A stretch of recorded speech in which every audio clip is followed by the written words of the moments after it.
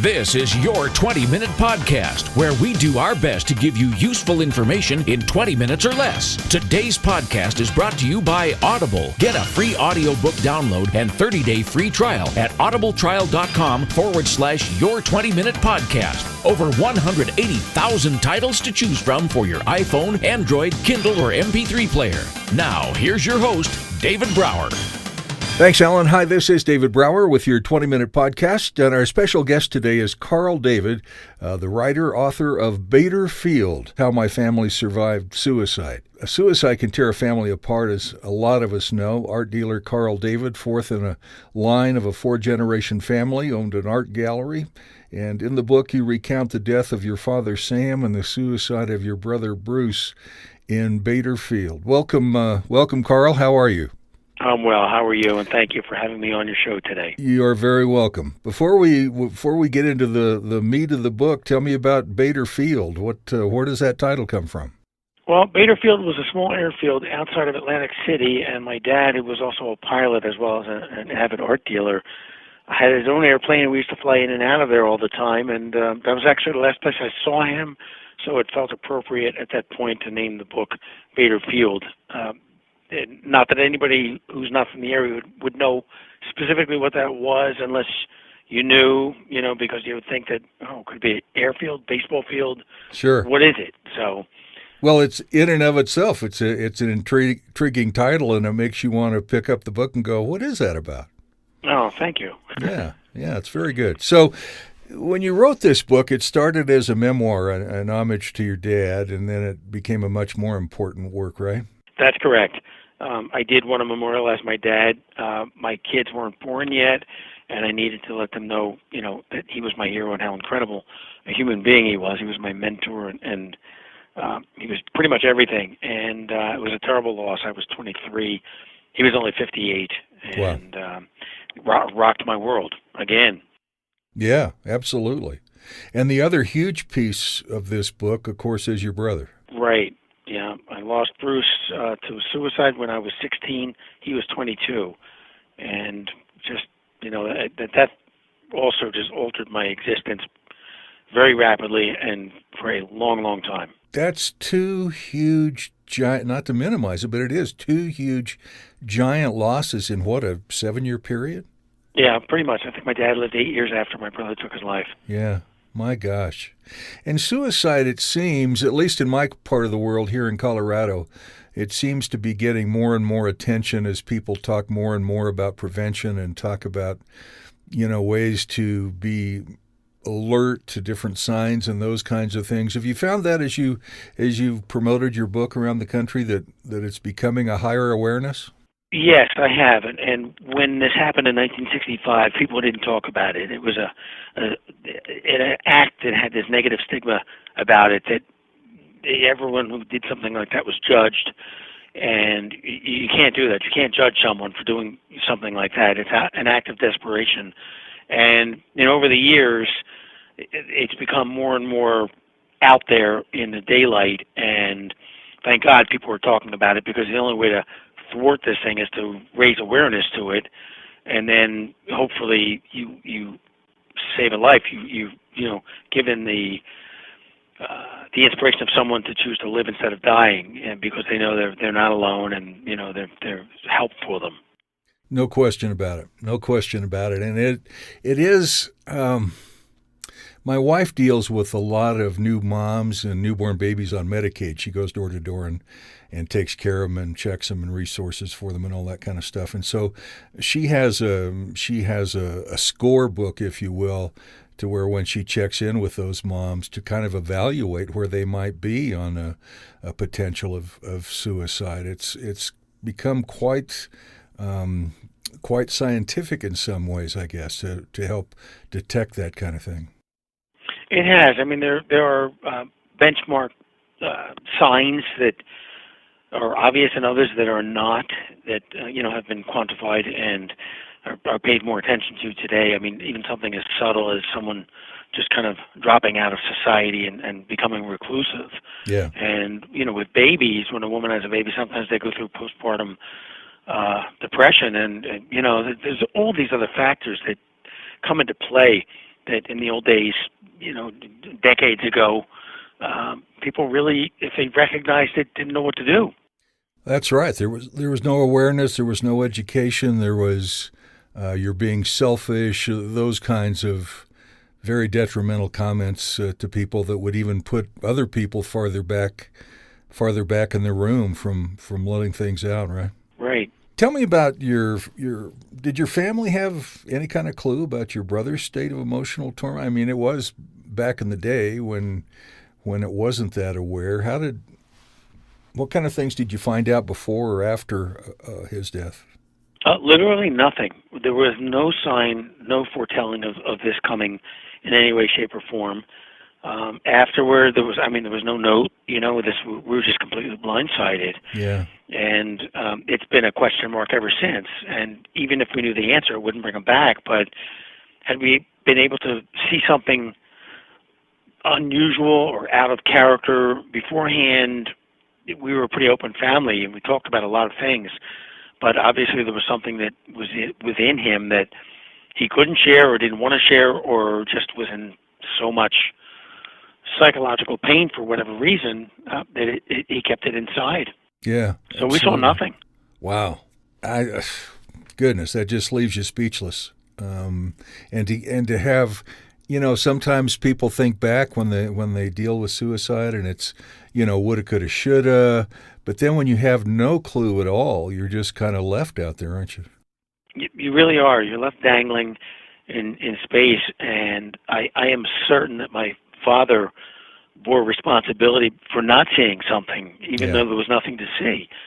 And I think that's what killed him 8 years later. He just couldn't really survive it, and ultimately succumbed to it. I mean, he did get back to life, and eventually the smiles came back, and there was some semblance of the old days. But right. It's just the damage was done. Yeah. So your dad, he died of a heart attack? Yes. Okay. Yes, he had a massive coronary over in England on a business trip. Wow. So how did the rest of your family, do you have siblings, your mom? Yes. My mom was still alive after that. She lived to be 94, thank God. And Wow. I have an older brother, Alan, who's 9 years my senior. And we just kind of all pulled together as best we could. I mean, this was uncharted territory for us. We didn't have a clue what to do, how to handle this, or even understand the reality of it, because it was such a foreign commodity to us. Yeah. I mean, this is just like us. I mean, we were like the all-American family. We didn't have a dog, but we had a station wagon, and there were 3 kids. So, and you had the picket fence, right? Yeah. Well, no, we didn't have a fence either. I think we had a railing. There you go. But we were a happy family. We traveled together. We did things together, and that's why this was such an abominable shock. I can only imagine how cathartic writing this book must have been. Did your siblings and your mom help to contribute to this book, or did you share things with them as you wrote along? How did the writing process work?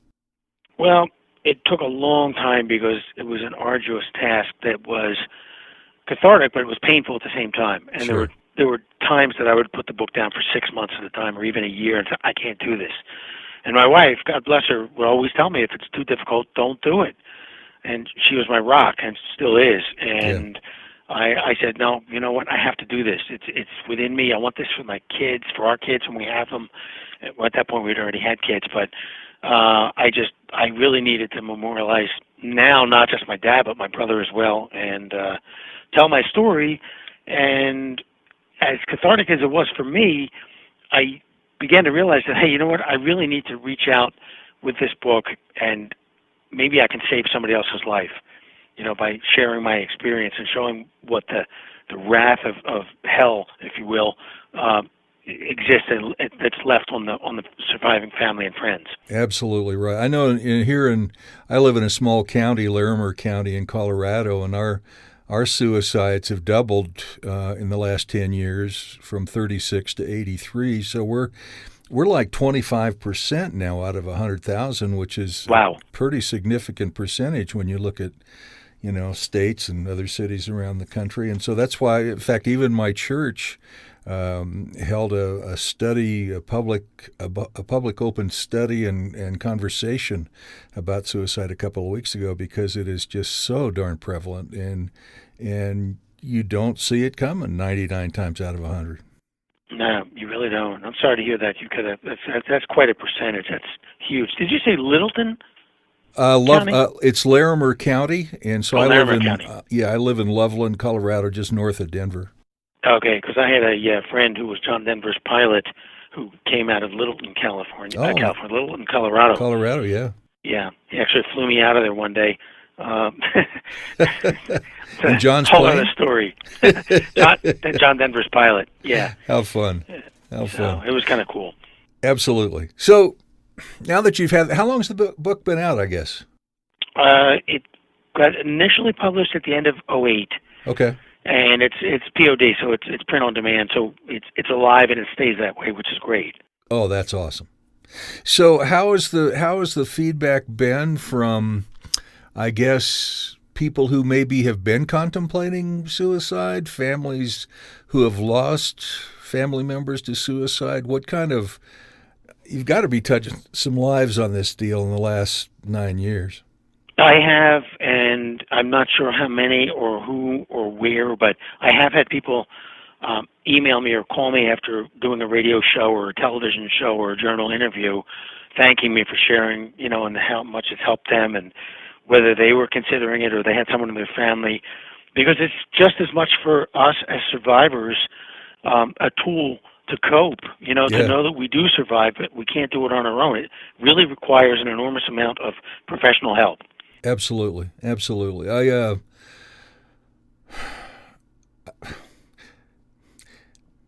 rarely share this, but I came close to that 5 years ago this month, actually. And my son had left an unloaded gun in our living room, fortunately unloaded.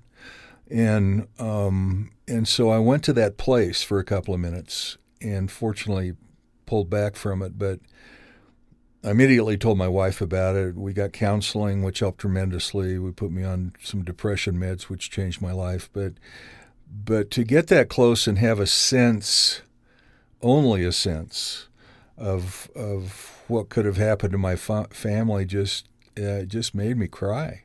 Oh yeah. Well, I'm glad you're here, and I'm glad that you had second thoughts and didn't do it.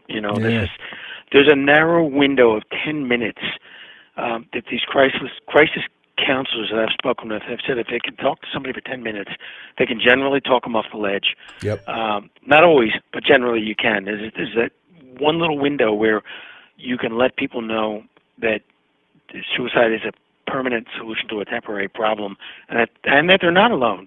And as overwhelming as the world seems at that time, that there is help and there's tomorrow.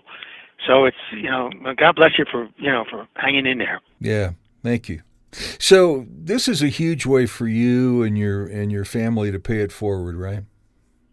Exactly. I mean, I'm taking the darkest days of my life and doing something to help someone else with them by sharing and showing it. It's tough because it brings it right back. Exactly. Yeah, and I can only imagine when people reach out to you about your book, or you overhear people talking about your book, I would sense that it has to put you on some kind of a roller coaster a bit. It does. And, it's a good thing, even though it's painful, knowing that it's doing something good for somebody else, whether they're a survivor or they're contemplating taking their life, or they did and they didn't do it. And, so it's a manifold expression of paying it forward. I mean, I live my life that way. And, it's a real strong passion for me. I mean, I'm an art dealer by trade. I love what I do. I also work a lot with the military organizations. I'm a member at the Union League Club over here in Philadelphia, and I'm on the Armed Services Council, the Veterans Club, and the American Legion Post. Nice. And there's a big suicide problem, as you're, I'm sure, aware, within the military and among veterans. 22 veterans a day. 22 a day, yeah, that we know of. That we know of.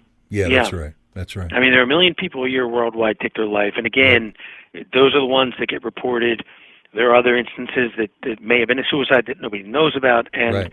the scary thing is that the amount of attempts is 20 times greater than the successes. I mean, thank God Oh, the my success God. rate's lower, but Right? it's a Yeah. scary number. So did you serve? I did not, so I'm doing it now. Good for you. Good for you. I just attended a retreat over the weekend. It's called Songwriting for Soldiers. And it's an organization out of New York and out of Austin, Texas, really, that puts together 4 of the world's best songwriters at any given time. They get with no more than a dozen vets, and over a day and a half, these vets are able to, in a safe environment, share their deepest, darkest demons and turn it into music. Wow. And my God, it was a life changer. It was just so powerful. And one of the young ladies, the event started on November 17th, and she had just literally tried to commit suicide on November 17th 3 years ago. Wow. And so her song was about that experience. And I'm going, Tara, if you don't get that song out there in some way, shape, or form, you're going to save a life or 2 or 5,000 or whatever, and your book's exactly the same. There's so many opportunities for people to be touched and motivated and driven to gather more information, more education, hopefully speak closer to their family members, maybe even be closer than they've ever talked to them before. Yeah, it's sure a possibility. I mean, I have 2 goals for this book. I mean, aside from saving lives, I am going to work to get this into the school systems all over the country, which is a humongous effort, but I'm not going to quit. And the other Good. one is to have a film made, because I think as a visual society, it would have a lot of impact on younger kids who don't read. Oh my gosh, absolutely right. Absolutely right. Well, I wish you the best of luck on both those, because either one or both of those would certainly touch some lives. How can people reach out to you to learn more about your book, get a copy of your book, those kinds of things? Well, the book is available everywhere online in 60 different digital markets. You can get it through Amazon, you can get it through the iBook store, the Apple iBook store, and Kindle and everything. If you just Google Bader Field by Carl David, you don't even need the whole title. That'll bring it up. Okay. My website's down at the moment. It's carledavid.com. It's CarleDavid.com. But it's being rebuilt, so it's been down for a while. It got hacked, so I have to redo the whole thing. Yeah. And Bader my email is Bader, right? You're right, correct. Bader. Bader Field by Carl David. Well, it's and just my email is. Yeah. I'm sorry, I was going to say my email is carledavid@gmail.com. So my ears are always open. If anybody needs help, wants to talk, needs a suggestion, I'm always available. How generous, man. Well, God bless you and your family, and continued success touching people with this book. And I especially wish you every success in getting this into the schools. I mean, that could be a transformational thing for our country, Yeah, I agree. Thank you. And God bless you as well for all that you're doing and for saving your own life. I'm proud of you. All right, brother. Thank you. Our guest, Carl David, the book Bader Field, How My Family Survived Suicide, and we hope you'll check it out. Check it out on any place where you can find books. Just Google it. Even Bader Field, Carl David. You'll find it. And Carl's email again is carledavid@gmail.com, right? Right. All right, man. Best of luck to you. Thanks again for taking the time today. My pleasure. Thank you. Appreciate it.